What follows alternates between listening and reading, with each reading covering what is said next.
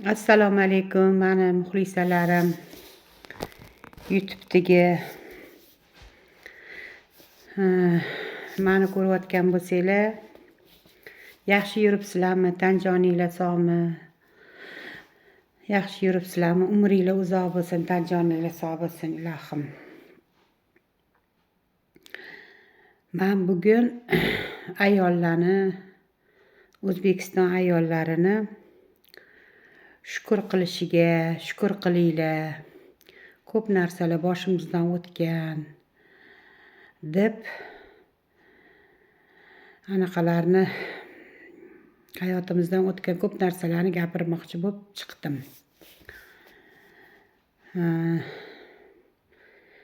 Masalan, namozxon ayollarni olaylik. Benamozli, namozli haqida ko'p eshitganmiz, kitoblari bor, namoz kitoblar chiqqan. Hammamiz Allohning oldiga boramiz, Xudo xolasa, qabr azobi bor, oxirati bor. 5 vaqt namoz o'qigan odam bor-ku, yengil shunaqa yaxshi yuradi. 5 ta odamdan qarzsizda hamma odamga bir kunda hamma qarzingizni berib chiqyapsiz.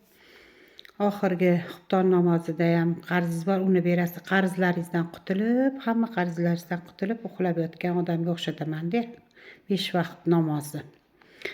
Endi 5 vaqt namoz o'qigan bilan o'qimagani juda katta farqi bor.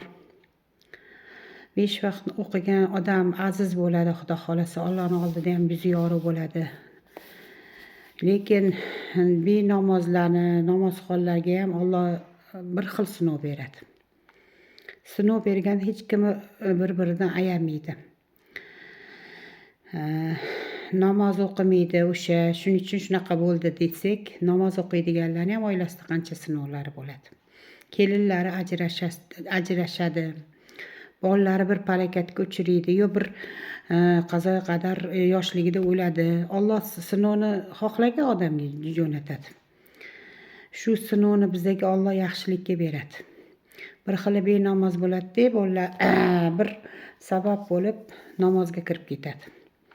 Bir boshiga musibat tushib, bir anaqa qilib namozga boshlamoqchi bo'lsa, Alloh taolo bir sinov berib boshlaydi demoqchiman-da.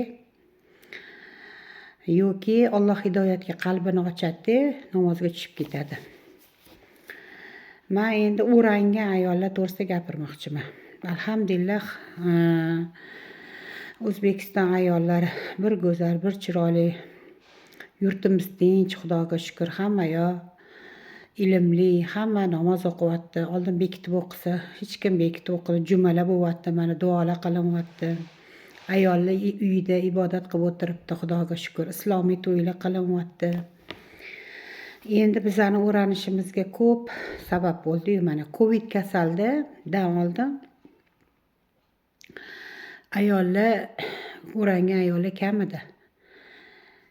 Covid kasaldan keyin rosa ko'payib ketdi. Qizlar ham, kelinlar, ayollar o'ranib ketdi. Hammasi o'ranib ketdi. Nega? Allohdan bir balo keldi-ku bizga. Hamma yog'imizni yopdik. O'randik. Bir chiroyli qilib o'ranib yuribdi qizlar. Kelinlar o'ranyapti. Bir bozorlarda o'tirsangiz, bir joylarda o'tirsangiz 100 ta odam ko'rsangiz, 10 tasi o'ranmagan. Qolgan hammasi o'radi. Avtobusda bir kun kelyapman-da, qizlar ham oldimdagi ayollar hammasi o'ranganlar chiqyapti-da. 5 vaqt namoz o'qiganlar o'shaning ichida bo'ladi. Ko'p ham bo'ladi, lekin o'qimagani ham bo'ladi. O'randimi? Sekin-sekin Xudo xolasa 5 vaqt namoz ham o'qiydi o'sha qizlar, Xudo xolasa. O'zinglar ham magazinlarda shokolad sotsa, o'rangan, anaqa konfet usti o'ranganini olasizlarmi? Ochilib yotgan, yirtilganini olasizlarmi? Upakovkada bo'lib anaqa shokolad upakovka qilib, o'rangani chiroyli qilib o'rab qo'yganini olasizlar. Shunaqa bo'lib qoldi hozir. Lekin bitta gap gapirishim bilan bir xil aytadi-da, o'ranmaganlar, o'ranganlar o'rang olib nima ishlar qilyapti deb. Sizlar yaxshisini gapiringlar, hamma narsani yaxshisini gapiringlar. o'ranganlarni ilmliligini gapiraylik, ibodatligini, falan oila, piston oila deb yaxshisini ko'rsatinglar. O'shanga havas qilinglar, Alloh sizlarni ham shunaqaga yetkazadi. Endi aytayotganim bir ish yuzasidan, bir davlat anaqasidan o'ranmaganlar ham o'ranmay yuribdi, mayli, endi ular o'sha ishlari sabab bo'ladi, boshqa anaqa bo'ladi, qalbida bo'ladi, lekin namoz ham bo'ladi. Ummat payg'ambar anaqa ummatimiz, payg'ambarimizga ummatmiz. Xudo xolasa hamma ibodatga tushib ketsin, ilohim namozlar o'qisin, Qur'on kitoblar o'qisin. Namoz hamroq, qabrda hamroq bo'ladi, Xudo xolasa. Hamma mana shu 5 vaqt namozingiz, man bomdotiman, man peshiniman, man asriman, man shomman, man xuftonman deb o'rab yotar ekan oldingizda. Hamroq ekan. Qur'on o'qigan nur ekan. Qabrda nur bo'lar ekan. Bizani ustozimiz aytganlar. Qur'on o'qisanglar qabrda nur. Bitta alifni bilsanglar, lip etib sham yonib turadi. Qur'on o'qisanglar, 30 bora yotolsanglar yoki Qur'on o'qishni bilsanglar, katta chiroyli lustralar qo'yadi-ku, shunaqa qilib yorug' bo'lib turar ekan, yorug' bo'lib yotar ekan. Qabrda nur ekan Qur'on o'qisanglar. Qur'on o'qishni ham o'rganinglar, namozga tushinglar. Alloh ibodat qilganlarni yaxshi ko'radi Alloh. 5 vaqt namoz o'qisangiz, 5 vaqt tahorat qilasiz, 5 vaqt namoz o'qisangiz, toza yurasiz, yolg'on gapirmaysiz. Alloh taolo ibodat qilganlarni Alloh yaxshi ko'radi. Endi qolganlarni ham duo qilamiz. Xudo xolasa O'zbekiston ayollari namoz o'qinglar, o'rangan qizlar namoz o'qinglar, tahoratda yuringlar, yaxshi bo'ladi Xudo xolasa. Men namoz o'qisam, mana shunaqa voqea bo'lyapti, boshimga qiyinchilik tushyapti-yu, yo mana bunaqa bo'lyapti-yu demanglar, namoz sababchi emas unga. Bizga Alloh bergan sinovlar u. Lekin Allohdan to'nka yurmash kerak, bandasi ham sababchi bo'ladi. Masalan, dangasalik qilib pul topmasa, ayollar eriga gap qaytarsa, oilasi buzilib ketsa, Allohdan bo'vermaydi. O'zidan qidirsin sabab. Alloh sabr qilganlarni yaxshi ko'radi. Mana shu kelinlarga oldingi anaqalarimda chiqishlarda maslahat berdim, qaynanalarga maslahat berdim. Xudo xolasa biz sabr qilsak, Allohdan faqat yaxshilikni so'rasak, yomon kunlarim ortda qolsin, Allohim yaxshisini bergin. Nimaniki munosib ko'rsang yaxshisini bergin, Xudo xolasa.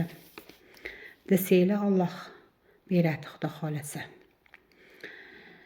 Ayollar shoshilinglar, namozga shoshilinglar, namoz o'qinglar, tahorat qilib namoz o'qinglar. Xudo xolasa oilangizga yaxshi bo'ladi. Ibratda bo'lasizlar. Alloh aziz qiladi, hech qachon xor qilmaydi, Xudo xolasa.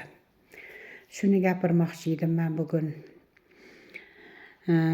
Allohni bergan sinovlari, yaxshiligi ham, yomonligi ham bergan, bizga bergan sinovlari, Xudo xolasa sinov. Yaxshilik ham beradi, yomonlik ham beradi. Yoshligida bolalari o'lgan bo'lsa, Xudo xolasa gul rayhondek jannat eshigida turar ekan. Meni ham 5 yoshli o'g'lim o'lgan. Endi nimadan o'lganini aytmayman, mayli, qazoy qadar bo'lgan, o'lgan. Allohning sinovi. Undan keyin yaxshi 2 o'g'il berdi. Xudo xolasa sabr qilsam yaxshi bo'ldi. Alloh bir nimalarni olsa, 2 yaxshilik beraman deydi. Shularga sabr qilib yashasanglar, Xudo xolasa yaxshi bo'ladi. Men aytmoqchimanki, Alloh bizga nimani qil desa qilsak, mamani yema, qaram, mamani halol desa qilsak, aytganini qilsak, Xudo xolasa, Allohning aytganini qilsak, hech qachon kam bo'lmaymiz. 30 pora Qur'onning ichida hamma anaqalarimiz yozib qo'yilgan tarjimasida. To tug'ilganimizdan to o'lganimizgacha nima qilishlarini Alloh taolo yozgan. Allohga hamd bo'lsin. Yurtimiz tinch birinchidan. Yurtboshimiz omon bo'lsin, Xudo xolasa. Yaxshi, hamma tinch, xotirjam, mana oilalarimiz tinch, Xudoga shukr. ibodatlarimizni qilib, shukur qilib, Allohga shukur qilib, Allohga hamda bo'lib, hammani duoda bo'lib, hammani duo qilib o'tirsak, hech qachon kam bo'lmaymiz. Alloh bu dunyomizni ham bersin, oxiratimizni ham bersin. Bolalarimizni tan joni sog', umri uzoq bo'lsin. Qo'shganimiz bilan qo'sha qaraylik, serfarzand, serdavlat bo'laylik. Amin. Hamisha Alloh sizlarga yor bo'lsin, tan joninglar sog', umringlar uzoq bo'lsin.